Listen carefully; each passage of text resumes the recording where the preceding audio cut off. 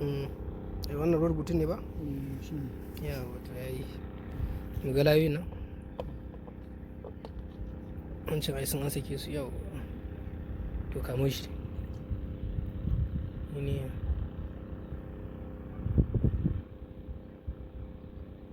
yawa rike shi da kyau. Rike shi da kyau.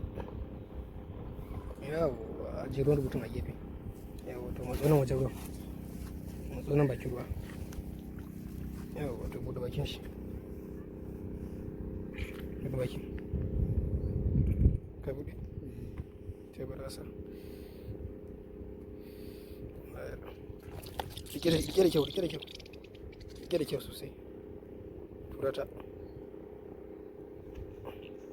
Yawa ba za ka tura ɗaya.